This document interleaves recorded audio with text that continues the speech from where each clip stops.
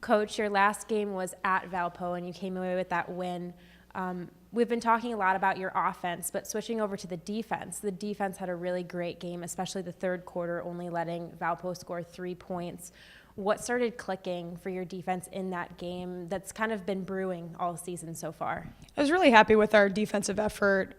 Pretty much for most of the game, I thought it took us about a quarter to get settled into their offensive style. They run a very similar style to Ohio University, so we've seen them. Their assistant coach is now the head coach at Valpo. So we worked a lot on the movements, and sometimes until you get into the game and kind of it's a very unique style of play. I thought we had a couple different breakdowns and went a little bit different off percentages of kids who had hit shots, and they had a couple kids step up and hit shots. So I thought once we settled in after that first quarter, we had a great defensive effort. I thought we started just kind of flying around a little bit more versus like trying to worry about every movement they did, and I thought that was to our benefit. And then we had a nice third quarter right coming out of halftime where we just got some stops, and then that led to our offense. It's really, really good to get a win before you go into finals. You're always a little worried about how much is on our players' plates with projects and exams, and I asked them 3 days leading up, give me 3 days of your maximum effort and focus, whether it's at practice and a film session or then ultimately at the game. And I thought across the board we got to get a few more people in the game and really were able to just enjoy the win, especially on the way home before they got into a busy week with their own finals. So talking about Miami's strengths as a team right now, what are your kind of pillars of play per se? I think right now we're still evolving. I think we're still looking forward to finishing up this non-conference in a positive way. We played a lot of different styles that will ultimately help us. We're still trying to find who are those going to be those consistent people off the bench that are going to help us. And we talked a little bit about it at practice this week about every day in practice is a competition for you to go head-to-head with a teammate, for you to go head-to-head in certain lineups, whether it's rebounding, whether it's working on our defense. We played some one-on-one this week, and just really, lock into how can you help our team in whatever way possible, and giving people equal opportunities to do that in practice. And then obviously the ultimate end result is what it shows up in the game, but it's done way before that.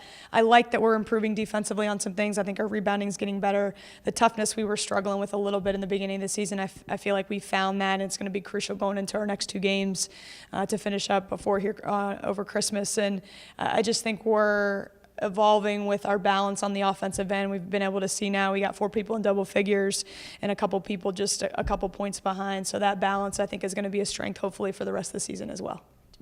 Talking about this upcoming road trip, it's the longest distance road trip wise of the season. How are you helping prepare the team for that road trip, also knowing that it's finals week this week?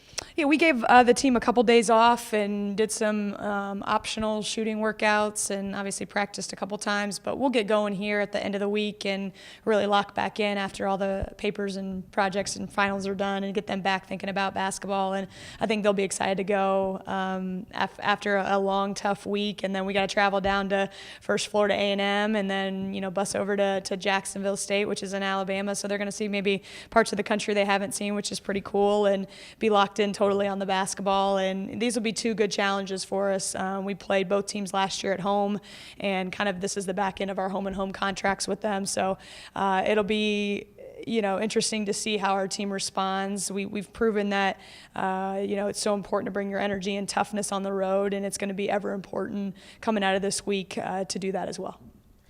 You only have a few games left before you start conference play.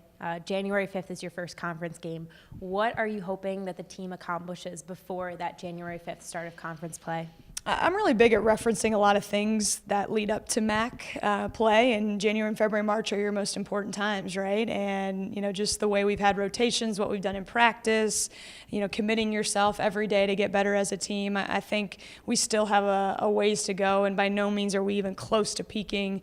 And you have to have that mental fortitude and that toughness, night in and night out. And we're still trying to find that a little bit, and I like that. I like that we can continue to challenge them. And, we had a big conversation last week about not looking at our record and looking at what production we're doing outside of practice, at practice, in your meetings with your coaches, all those little things that will ultimately get a little better every day so that you're ready to go to beat some top teams in our league, and we want to finish at the top of our league. So we're excited about still preparing ourselves with these 2 road games, and then we'll finish up with 1 right after Christmas before getting into our opener and MAC. But excited about where this team is, excited about the potential potential and the possibilities down the road, and I think we still have a lot of great basketball to play. Thank you. Good luck on your road trip. Thank you.